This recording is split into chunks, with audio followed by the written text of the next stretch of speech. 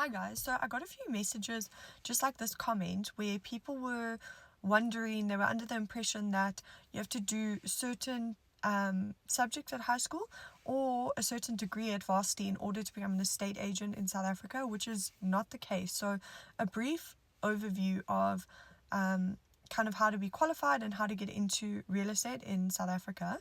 You need to be 18 years or older, obviously have a work permit for South Africa or be a South African resident.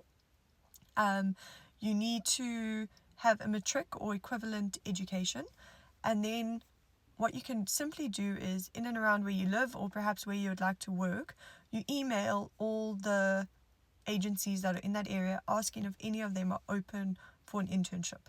Then once you do have an internship secured at an agency, you will do what's called a logbook. So it's issued by the PPRA, which is our governing body, and that logbook is essentially you're doing it over your 12-month internship. So it's proof of work. So basically, as I say, you're doing it as you go.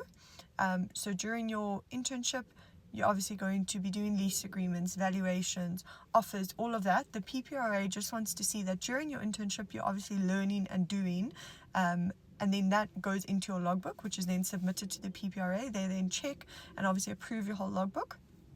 Step number 2 is then an NQF4 qualification, which in my opinion is a very large case study. So like the logbook is just proof of work, the NQF4 is proof of work along with case study type questions. So it's quite a long task to do, to be honest, but there's training providers throughout the country that offer assistance, and depending on budgets, that you can kind of fit it in. Some offer where it's more like a self-study, self-do project where they send everything to you and they kind of guide you very briefly and you do it, which is obviously more of a cheaper option. And some even, you can actually do online classes, even go in, and they kind of help you with each project in that in order to get it done. So I think it consists of 10 or 12 projects if I remember correctly, but I could be wrong with that number. So that's your step number 2.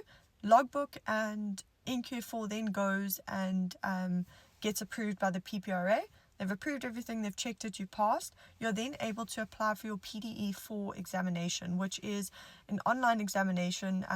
It does change, so sometimes it's been in person, but it's most probably going to be online for, kind of the near future. It's an online examination. As well, training providers throughout the country that assist with prep, like your prep work for it. There's a study material that the PPRA gives you. It's basically a very large file, which is for you to prepare for this examination.